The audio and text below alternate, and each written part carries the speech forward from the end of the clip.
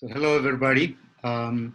Today's session will be about a very powerful tool known as mind map and mind mapping. This is used widely, for personal purposes and also in business.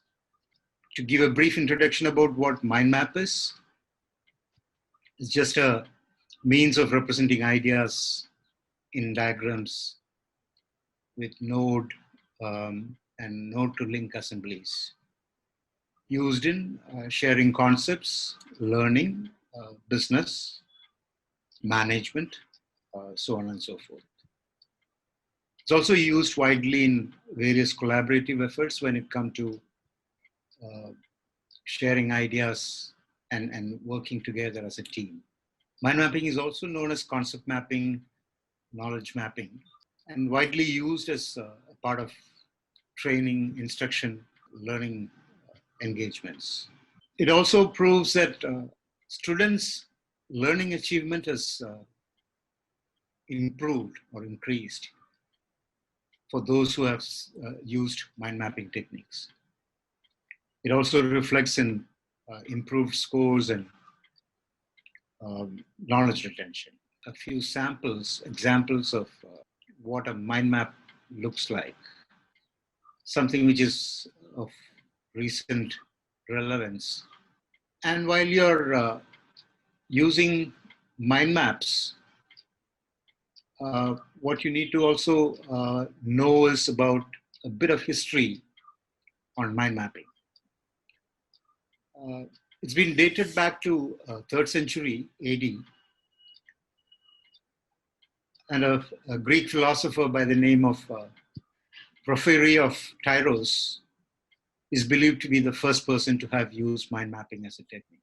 Then it was known as the Porphyrian tree, and it was used to write an introduction of one of Aristotle's great works.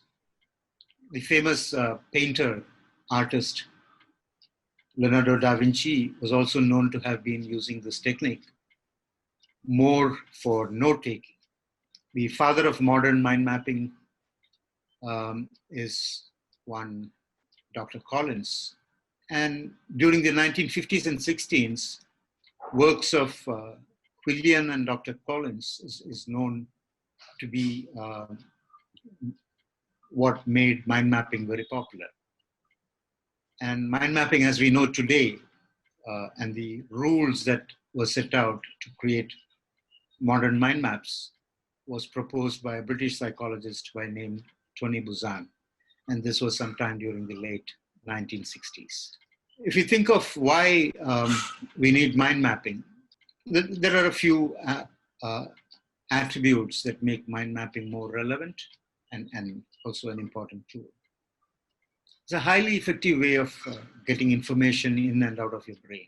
It is a creative and logical means used in note-taking and note-making.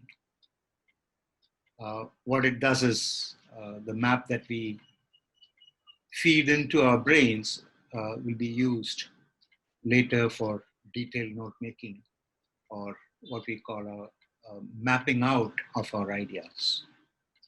Mind mapping is used to convert a long list of monotonous information, and this is represented with colors, images, to make it more memorable. Once finished, mind maps look as a very highly organized diagram. But what is interesting about mind maps is that you can create the mind map using your natural way of doing things in line with your brain. Basically bouncing off ideas. If there's a team that works on brainstorming or bouncing off ideas, you can bring in all the thoughts. An easier way of associating what I just said is to imagine a clock dial where you see numbers 1 to 12 in a clockwise manner. And if we are to arrange idea nodes around the 1 o'clock position, 2 o'clock position, up to 12 o'clock position, there's a natural way of locating information written down against each node and it is easy to memorize that position, and therefore it is easy to retrieve that information the way we want. And that's typically how mind maps work. And we all know images are more evocative than words, and triggers a wide range of associations. So it is the associations that come from the ideas that have been stored in certain locations that we will retrieve at a later time. So mind map not only uses color and visuals or images.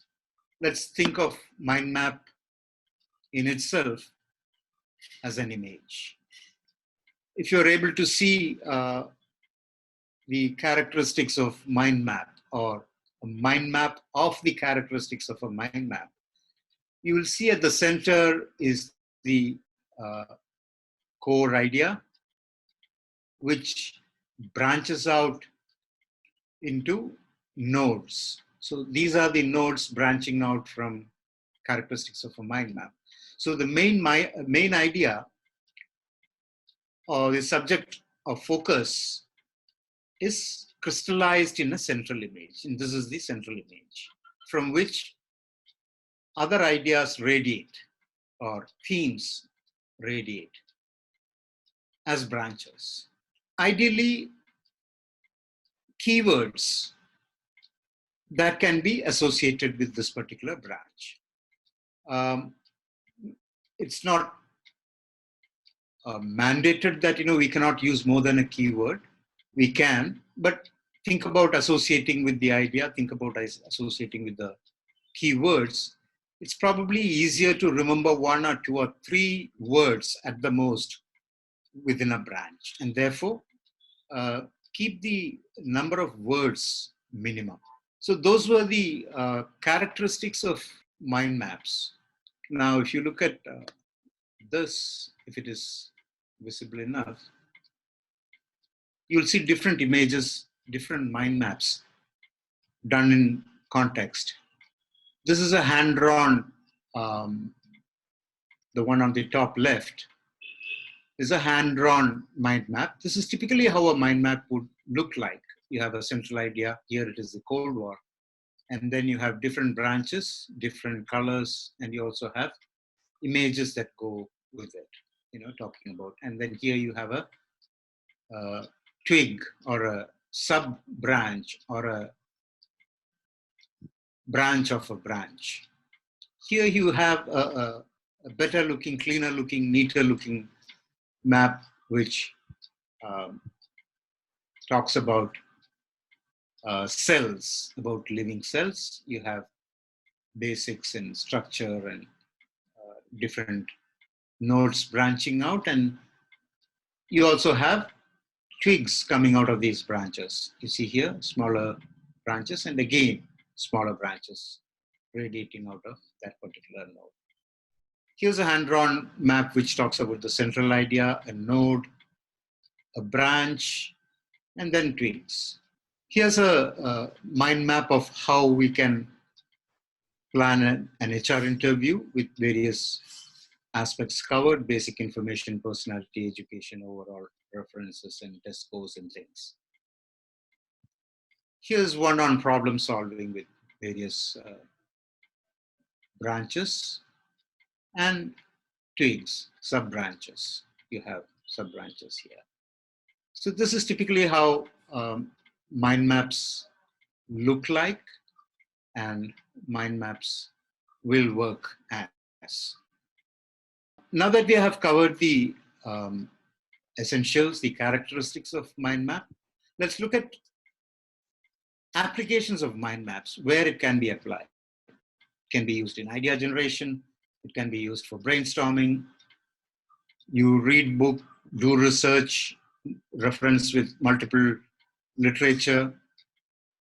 To keep all this collated is a humongous task. So you can have a mind map of how your information is being stored, making it easier for you to retrieve it. You can use mind maps for problem solving. You can use mind maps for note taking.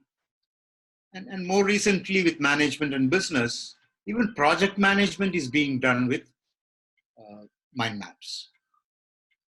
It is also popular that business plans are generated and strategies formulated using mind maps. A task list, a to-do list, these are all various areas in which we can apply mind maps. I talked about problem solving. Here we have a mind map done for problem solving or note taking. You have an introduction on speech act theory, about how it branches out into various elements of speech act theory and how relationships are established between one node to a branch of a node. See how symbols are used, icons are used to give you a hint on uh, recalling various ideas written around each node. Here's a business plan generation or a strategy formulation mind map. This is about onboarding process for an employee. How, what do we need to know about employees? What happens on the first day? Landmarks, feedback, duration, measurement, restrictions, limitations. What happens post hiring, and what objectives would this whole onboarding process aim to establish or bring about. Financial mapping, I said, financial planning, I'm sorry, that I mentioned about that we can use. Here is a mind map for financial planning. This is a family finance planning map with overview, goals, assets, and network as nodes. And you have branches coming out of overview, which is exploration, communication, and files. On goals about what we do with education, retirement, legacy, lifestyle, what branches we want for each one of these goals, what assets we need to be working on, and also about networking. Mind map for something which everybody knows about, which is event planning. You can imagine the amount of complexity and the interdependencies, time limitations that we have that need to be kept track of. And you see how the press event, apparently of a fashion designer, can be worked around. You create all the basic information, something about people, the location, the venue, the program in general, general ideas, general thoughts, general tasks, marketing and PR that needs to go with it. So this is all a mind map of an event management that we can work with. That's about mind mapping in general. Thank you all for watching. I hope this is useful. In case you want to reach out, please reach us out through the link that's provided below, skillActz.com. Is a platform which has mobile app